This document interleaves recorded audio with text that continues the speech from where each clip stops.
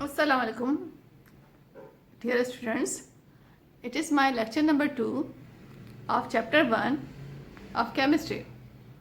Chapter number 1 is introduction to chemistry, you all know. And in my lecture number 2, in the last lecture number 1, we have discussed the definition of chemistry, and I have told you about the branches of chemistry, the names of the branches of chemistry. Before starting the lecture number 2, I would like to recall the previous lecture. In the previous lecture, we have discussed the definition of chemistry in detail. Now, I will repeat the definition again. Chemistry is the branch of science that deals with the properties, composition, and structure of matter. It also deals with the changes involved in matter. It also deals with the principles governing the changes matter may undergo. We all know कि chemistry जो है science की एक ऐसी branch है जो कि matter से कंसर्न है.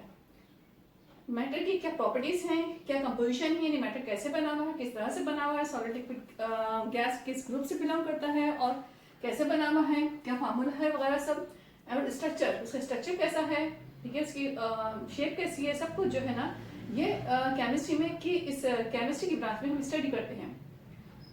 It also deals with the changes involve in the matter. और मैटर में क्या क्या चेंजेस होती हैं, किस तरीके से होती है, क्या कॉजेस हैं, क्या प्रोसेस होगा, क्या मेथड होगा, ये सब चीजें भी हम केमिस्ट्री में स्टडी करते हैं. It also deals with the principles governing the changes matter में अंडरगो. आपको पता है कि कोई भी काम होता है तो उसका कोई तरीका होता है, कोई मेथड होता है. तो इसमें केमिस्ट्री में भी जब मैटर में कोई चेंज आता है तो किसी न किसी रूल्स के अकॉर्डिंग ही आता है, किसी प्रिंसिपल्स के अकॉर्डिंग ही आता है. तो हम इसमें केमिस्ट्री में वो रूल्स, वो सिस्टम, वो प्रिंसिपल्स भी ऑब्जर्व करते हैं जिसके थ्रू किसी मैटर में किसी किस्म का कोई चेंज आता है. For example like solid is changing into the liquid and liquid is changing into the gases. So you all know, आप सबको पता है कि जब भी सॉलिड लिक्विड में चेंज होता है तो उसके मॉलिक्यूल्स के शेप में, उसके डिस्टेंस में बहुत बड़ा चेंज आता है. इस तरह से जब लिक्विड गैसेस में चेंज होते हैं तो मॉलिक्यूल्स के डिस्टेंस में बहुत क्लियर चेंज होता है. तो इस तरह के इट्स अ सिंपल एग्जांपल. तो इस तरह के बहुत सारे जो चेंजेस हैं और कैसे आते हैं, किस रूल्स के अकॉर्डिंग आते हैं, सब हम किस में स्टडी करते हैं, हम केमिस्ट्री में स्टडी करते हैं. Now move towards the branches of chemistry. You know that there are 9 branches of chemistry. Number 1 is the physical chemistry. Number 2 is the organic chemistry, then inorganic chemistry, then analytical chemistry, biochemistry, industrial and applied chemistry, nuclear chemistry, environmental chemistry, and polymeric chemistry. So these 9 branches are given in your book. So we will study them one by one. Now first of all, we will move towards the physical chemistry. Okay, now students, we will move towards the definition of physical chemistry. It is the first branch of physical chemistry given in your book. So in the physical chemistry, you know that I will tell you the definition of physical chemistry. It deals with the laws and principles governing the combination of atom and molecules in chemical reaction. तो ये जो physical chemistry है, ये जो है जब भी matter किसी भी केमिकल रिएक्शन में जाता है, यानी एटम एंड मॉलिक्यूल रिएक्शन करते हैं और किसी केमिकल रिएक्शन में जाते हैं, तो वो जिन लॉज और प्रिंसिपल्स को फॉलो करते हुए उस केमिकल रिएक्शन को प्रोसीड करते हैं, वो सब हम फिजिकल केमिस्ट्री में स्टडी करते हैं. एक तरह से आप समझ लें कि फिजिकल केमिस्ट्री फिजिक्स और केमिस्ट्री के बीच में कॉम्बिनेशन है. केमिस्ट्री की स्टडी के लिए इस फिजिकल केमिस्ट्री में हम केमिस्ट्री की स्टडी के लिए फिजिक्स के लॉज को यूज करते हैं. फिजिक्स के लॉज के अकॉर्डिंग केमिस्ट्री के मैटर में जो चेंजेस होते हैं उनको हम स्टडी करते हैं. फिजिकल केमिस्ट्री की बहुत सारी ब्रांचेस है. For example I will tell you quantum chemistry, like quantum chemistry,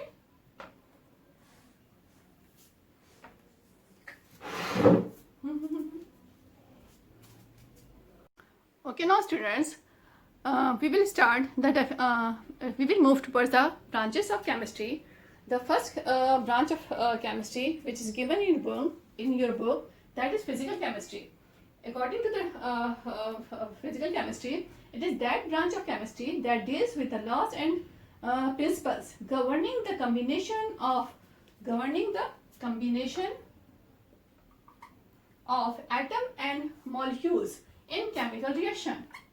यानी ये केमिस्ट्री की वो ब्रांच है जिसमें जब भी मैटर किसी केमिकल रिएक्शन में जाता है, एटम्स और मॉलिक्यूल्स आपस में रिएक्शन करते हैं और किसी भी केमिकल रिएक्शन को प्रोसीड करते हैं, तो वो किसी न किसी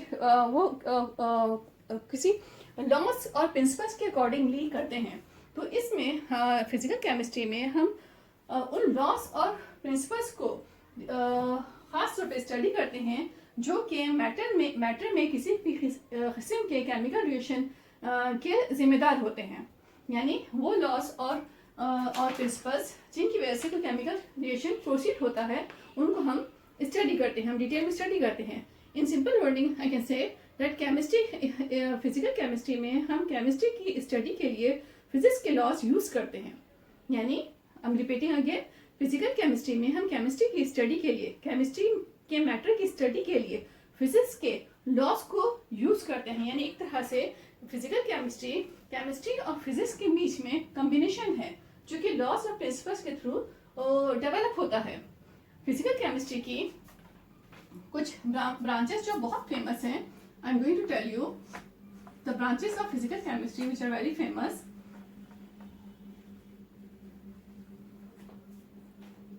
I think might be you have heard the names of them, like quantum chemistry,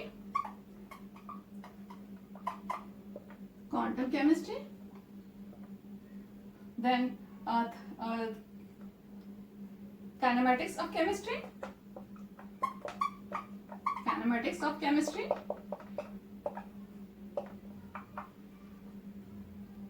nuclear chemistry also belongs to the physical chemistry, thermodynamics,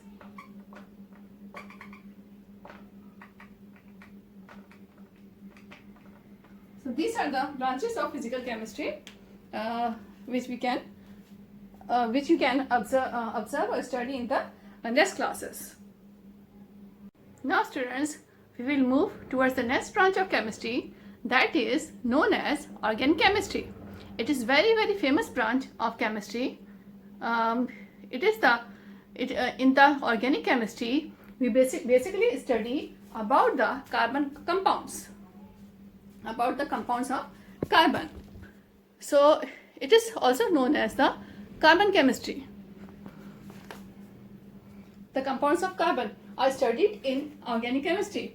It is the branch of chemistry that deals with the carbon compounds with the exception of carbon dioxide, carbon monoxide, metal carbonates, bicarbonates and carbides.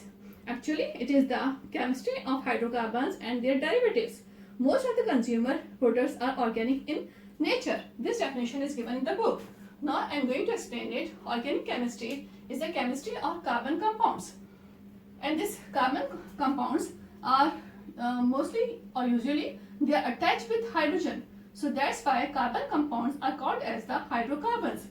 यानी I will tell you that chemistry में we have number of elements. हमारे पास बहुत सारे elements हैं. For example like hydrogen, nitrogen, phosphorus, aluminium, iron, number of compounds, carbon, so the oxygen, these all are the compounds. We all know the names of these compounds. ये सारे compounds हैं.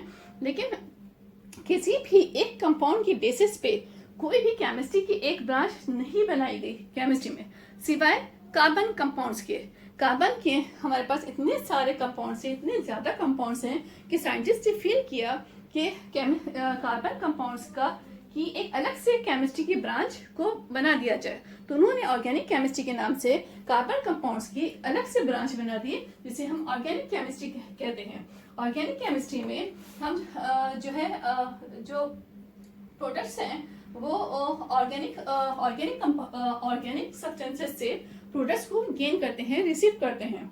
अच्छा, जो कार्बन ऑर्गेनिक केमिस्ट्री में जो compounds हमें मिलते हैं उन्हें हम हाइड्रोकार्बन्स कहते हैं.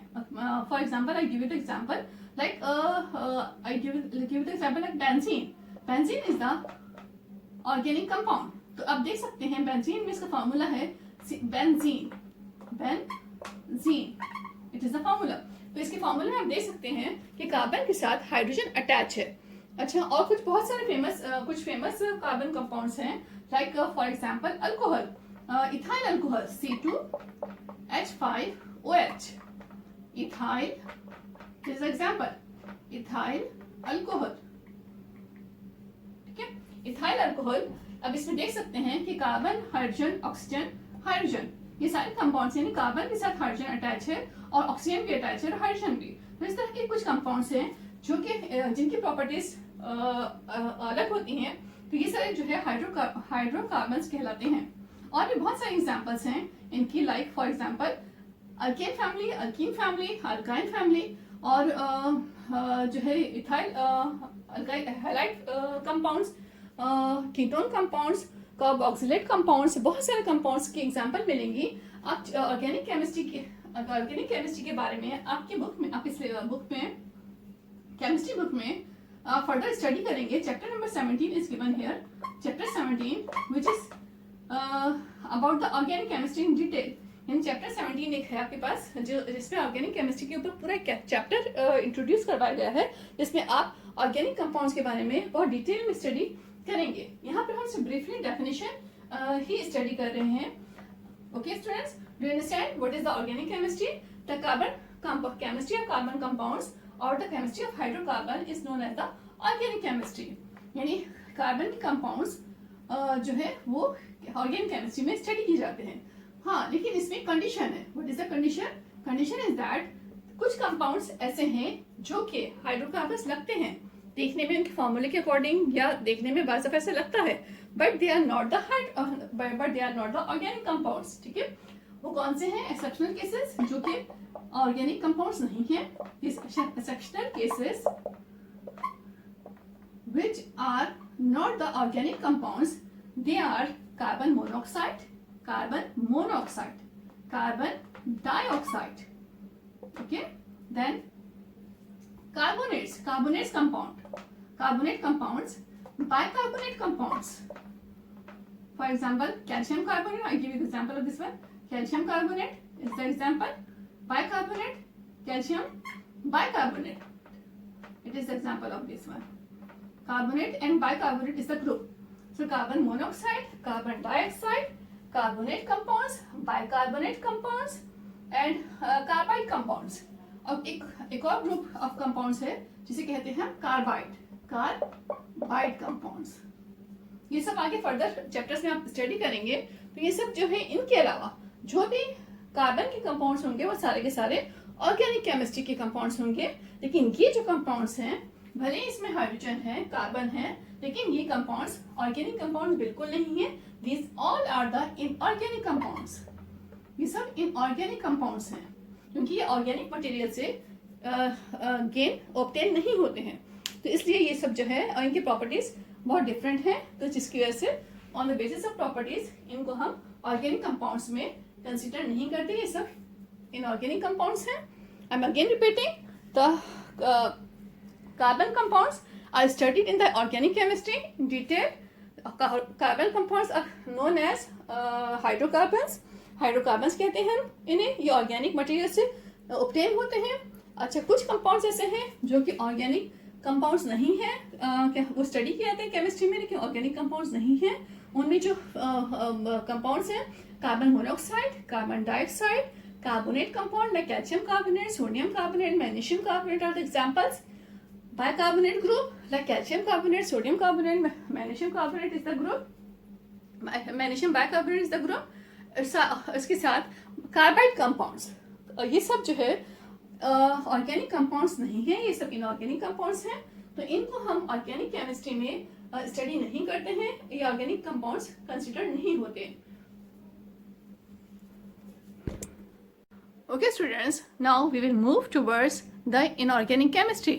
It is also a very important branch of chemistry in which we study about the elements and their compounds.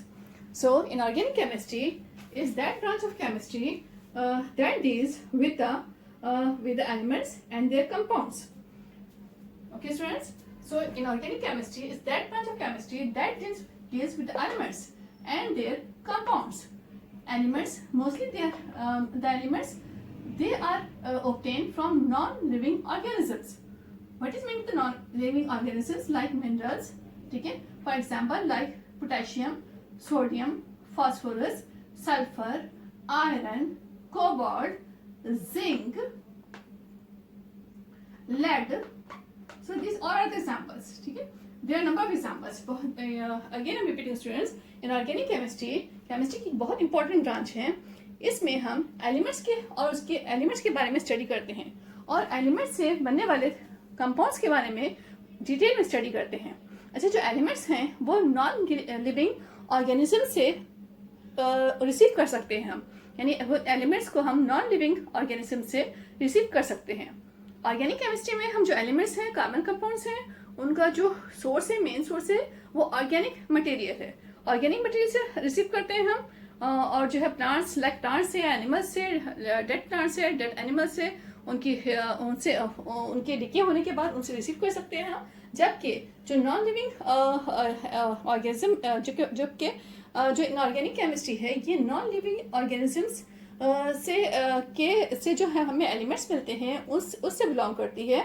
For example like minerals है. मिनरल्स में आप एग्जांपल देख सकते हैं like sodium, potassium, calcium, phosphorus, sulphur, iron, cobalt, zinc, lead. ठीक है, it is iron, it is a symbol of iron, Fe, iron. So these it is a symbol of lead, Pb. So you will study further in the next chapters. In the further chapters you will study about these elements in detail. तो ये जो है inorganic chemistry में हम elements और उनकी compounds के बारे में डिटेल में स्टडी करते हैं. इसमें कार्बन कंपाउंड्स के बारे में यानी ऑर्गेनिक केमिस्ट्री की हाइड्रोकार्बन्स के बारे में हम स्टडी नहीं करते हैं, क्योंकि वो कार्बन कंपाउंड्स जो है वो हाइड्रोकार्बन्स हैं, उनको हम ऑर्गेनिक केमिस्ट्री में स्टडी करते हैं. हाँ, इसमें वो कार्बन कंपाउंड्स जो कि ऑर्गेनिक कंपाउंड्स नहीं हैं उनके बारे में स्टडी करते हैं. लाइक फॉर एग्जांपल जो ऑर्गेनिक कंपाउंड्स नहीं, like carbonates, carbon monoxide, carbon dioxide, carbonate compounds, bicarbonate compounds और जो है कार्बाइड कंपाउंड्स, इन सब के बारे में भी हम इनऑर्गेनिक केमिस्ट्री में डिटेल में स्टडी करते हैं. I hope you understand. Okay, now students, we are going to study about the analytical chemistry. Analytical chemistry is also the important branch of chemistry. It is that branch of chemistry that deals with the study of methods and techniques involved to determine the kind, quality and quantity of various components in a given substance. ठीक है, यानी ये analytical chemistry में हम वो methods और techniques, वो तरीके जो है वो स्टडी करते हैं जिसके थ्रू हम लाइक हमें कोई सैंपल गिवन है, हमें कोई सब्सटेंस गिवन है, कोई सैंपल गिवन है और हमें पता करना है कि उसमें कौन कौन से कंपोनेंट्स शामिल हैं, यानी वो सैंपल किन चीज़ों से मिलकर बना है, कौन से कंपोनेंट्स, कौन से सब्सटेंसेस उस सैंपल में शामिल है. अगर हमें ये पता करना है, अननोन सैंपल है, यानी उसका हमें नेम नहीं मालूम, उसके कंपोनेंट्स नहीं मालूम, ऐसे सैंपल अगर हमें दिया गया है तो उसको उसमें जो कंपोनेंट्स हैं और उसमें जो सब्सटेंसेस हैं उसको मालूम करने के लिए हम different methods, different techniques use करते हैं ताकि हमें उस सैंपल में जो कंपोनेंट्स हैं उनकी काइंड, यानी उनके वो किस किस्म के हैं, क्या नाम है उनका, उनकी क्या क्वालिटी है, क्या क्वांटिटी है, ये सब हमें पता चल जाए.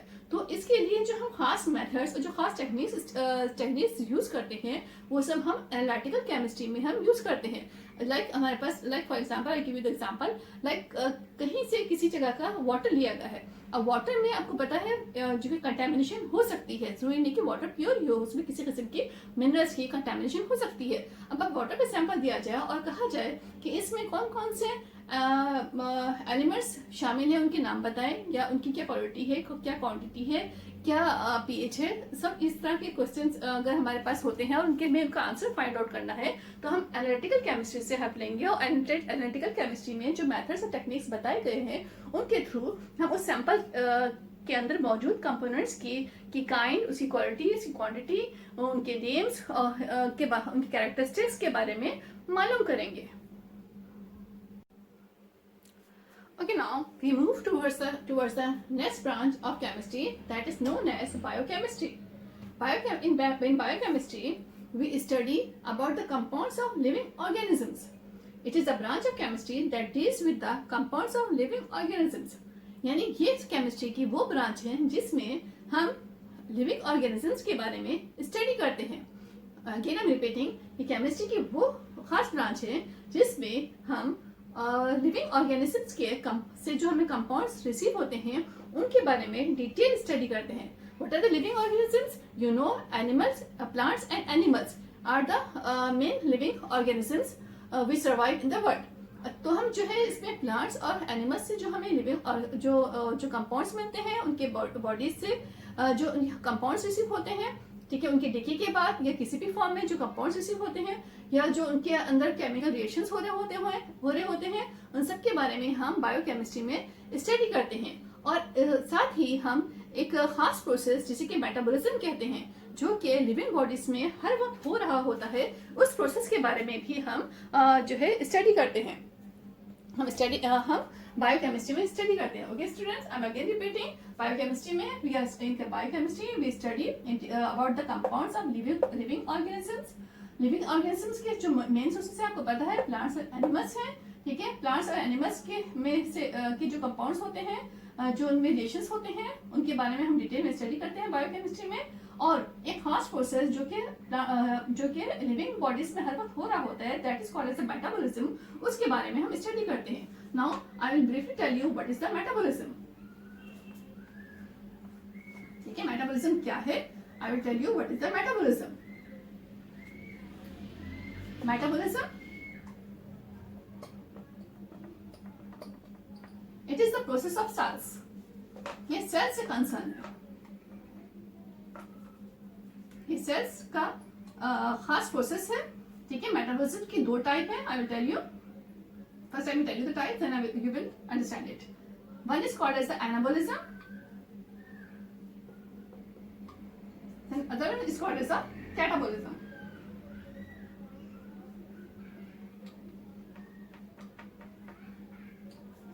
अच्छा, मेटाबॉलिज्म क्या है? मेटाबॉलिज्म लिविंग बॉडीज में होने वाला वो खास प्रोसेस है जो कि हर वक्त कंटिन्यू रहता है, जिसके थ्रू बॉडी के अंदर सेल्स बनते भी हैं और ब्रेक भी हो रहे होते हैं। यानी कुछ सेल्स बनते हैं तो साथ ही नए सेल्स बनते हैं, तो साथ ही पुराने सेल्स जो है वो ब्रेक होते हैं, ठीक है। यानी ये सेल्स की फॉर्मेशन और ब्रेकिंग का प्रोसेस है। मेटाबॉलिज्म दो तरह का होता है, एनाबॉलिज्म एंड कैटाबॉलिज्म। एनाबॉलिज्म में सेल्स की फॉर्मेशन होती है, न्यू सेल्स फॉर्म होते हैं, न्यू सेल्स बनते हैं, फॉर्म होते हैं। जबकि कैटाबॉलिज्म में जो ओल्ड सेल्स हैं, पुराने सेल्स हैं, ओल्ड सेल्स हैं, वो ब्रेक होते हैं। ओके स्टूडेंट्स, टू अंडरस्टैंड कि बायोकेमिस्ट्री में हम लिविंग ऑर्गेनिज्म के कंपाउंड के बारे में पढ़ते हैं और साथ ही हम मेटाबॉलिज्म के बारे में पढ़ते हैं। मेटाबॉलिज्म वो प्रोसेस है जिसमें सेल्स की फॉर्मेशन और ब्रेक होता है। ये इसकी दो टाइप्स है, एनाबॉलिज्म एंड कैटाबॉलिज्म। एनाबॉलिज्म वो प्रोसेस है, मेटाबॉलिज्म की वो टाइप है, ये वो प्रोसेस है जिसमें न्यू सेल्स फॉर्म होते हैं और जो है कैटाबॉलिज्म में ओल्ड सेल्स हैं वो ब्रेक होते हैं। For example I give the example of metabolism, like कहीं किसी को कोई कट लग जाए, कुछ चोट लग जाए तो वहाँ की स्किन डैमेज हो जाती है, खराब हो जाती है, लेकिन कुछ दिन के बाद जब आप उस पर मेडिकेशन करते हैं तो वो हील अप हो जाती है और वो स्किन फ्रेश हो जाती है, अच्छी स्किन आ जाती है। यानी पहले सेल्स जो है वो ब्रेक हो गए, कैप्चर हो गए और फिर बाद में एनाबॉलिज्म का प्रोसेस हुआ तो न्यू सेल्स फॉर्म हो गए, जिसकी वजह से जो स्किन जो है वो क्योर हो गई। Okay, now dear students, in this lecture of today, second lecture, we have studied the branches of chemistry in detail. Today we have discussed the 5 branches of chemistry, which are physical chemistry, organic chemistry, inorganic chemistry, analytical chemistry, and biochemistry. We have discussed them in detail. Hope you will understand it. If you have any query, then you can ask the question by me in the comment section. Then it will be helpful if you will study from the book. अगर आप book से पढ़ेंगे तो भी आपको बहुत ज़्यादा help मिलेगी। अगर आप कोई क्वेश्चन पूछना चाहते हैं तो वही पूछ सकते हैं। Now students, I am going to give you homework. Homework is that जो भी आपके पास जर्नल्स अवेलेबल हैं और उनमें जो है आप होमवर्क कर सकते हैं। Homework में I am giving you a few questions. Like question number 1 is define chemistry. Question number 2 is name the branches of chemistry. बहुत छोटे छोटे क्वेश्चन हैं, शॉर्ट क्वेश्चन हैं, बहुत इजीली आप कर लेंगे। Number third is the define branches of chemistry. इसमें आप जो है आपने जो है केमिस्ट्री की ब्रांचेस को डिफाइन करना है, और आई होप कि आप ये डिफाइन करने के साथ साथ उन्हें लिख लें, और लिखने के साथ साथ आप उन्हें याद भी कर लें। ठीक है, आप मेमोराइज भी कर लें तो अच्छा होगा आपके लिए। और जो है if you have any question then you can ask me. Thank you. अल्लाह हाफिज़।